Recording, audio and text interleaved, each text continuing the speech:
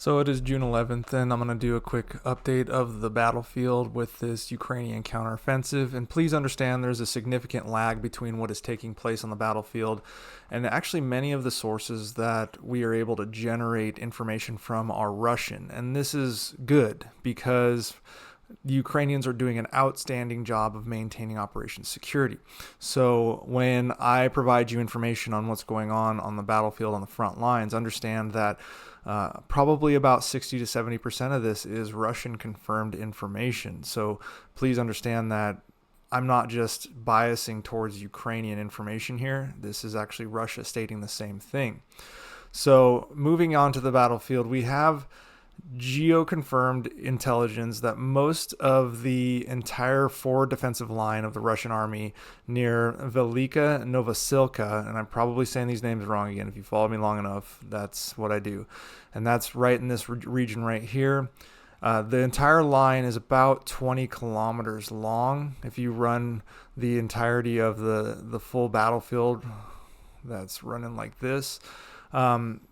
The first line of defense has been largely removed by the Ukrainians, the Russians' first line of defense. And again, this is discussion coming out of both the Ukrainian space and the Russian space.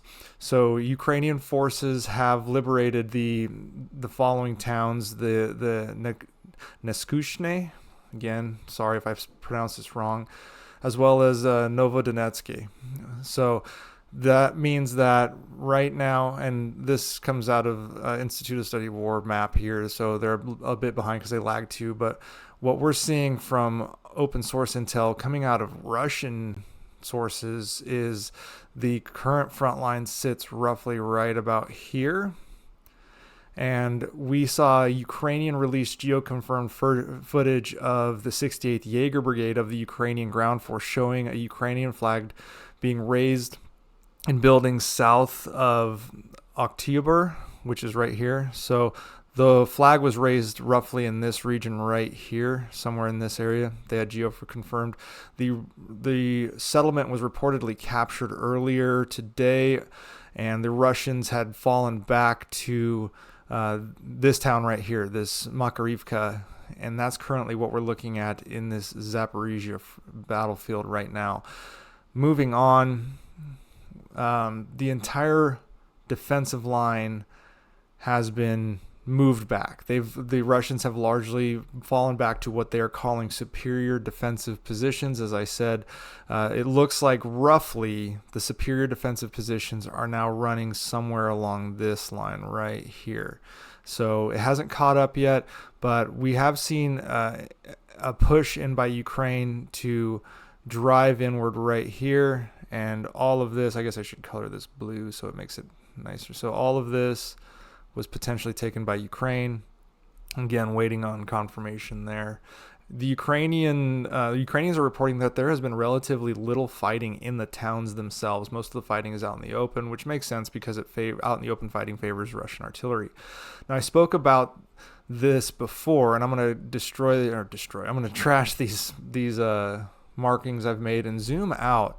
And you can kind of see people are waiting for this big driving push, whether it's from here pushing downwards to potentially try and take Mariupol, or over here trying to push down towards Melitopol to cut off Crimea. Well, that's not what Ukraine's trying to do right now. I'm not saying that's not going to happen, but if you watched a video I made a few I think it was about a week ago, talking about what the counteroffensive probably will look like. I talked about it being a multi-axis, probing what they call a recon and force, multiple axis fight.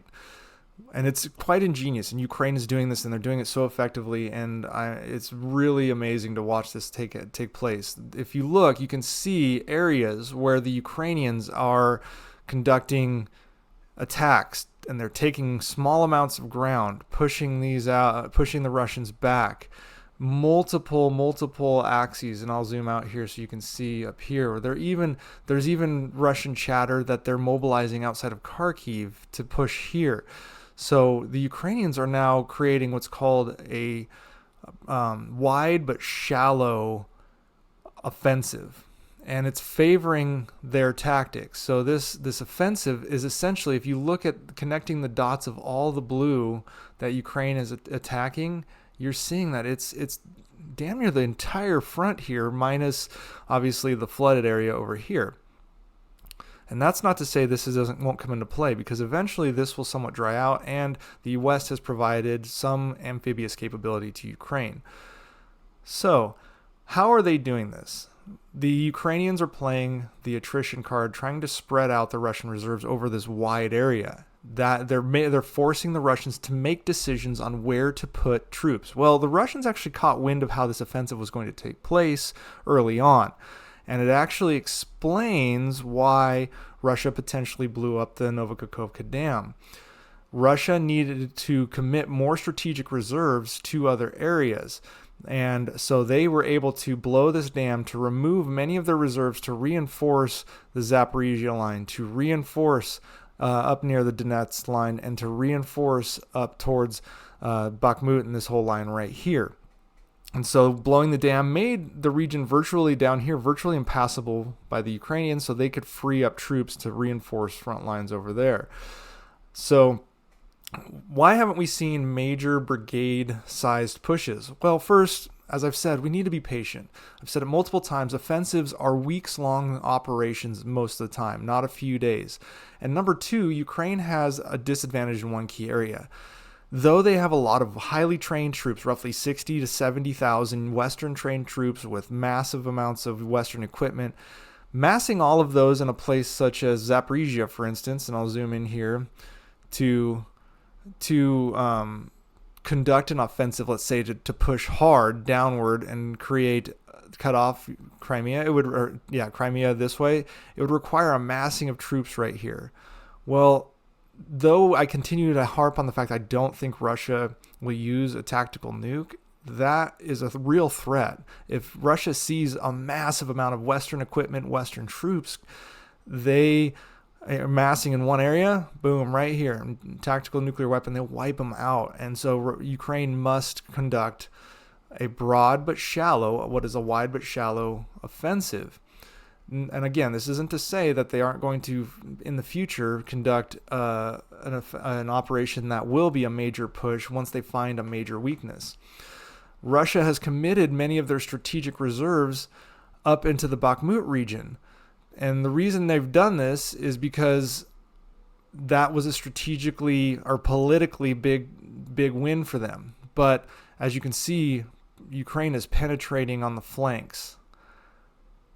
This is now pinning 2 brigades of more of the elite VDV forces out of Russia. They cannot go reinforce elsewhere. And so because of that, Bakhmut continues to remain poisonous for Russia.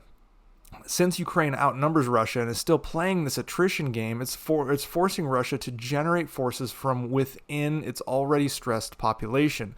This plays into Ukraine's aims of forcing an end to this war by making it politically toxic for the Kremlin to stay in Ukraine. While Russia does have strong artillery, they have very, very weak counter battery capability.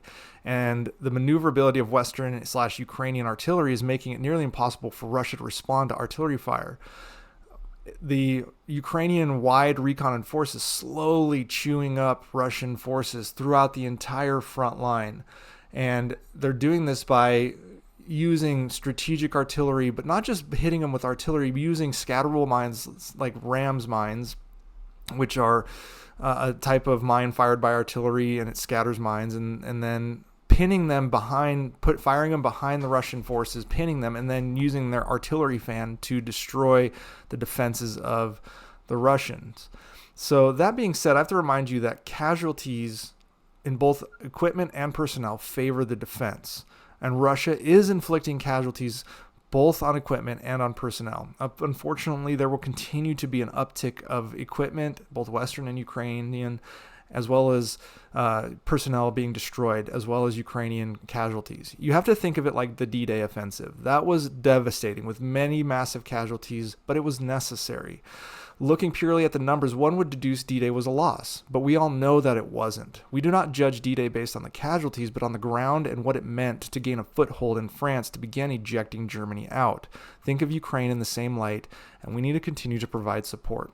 And that's kind of what's going on right now.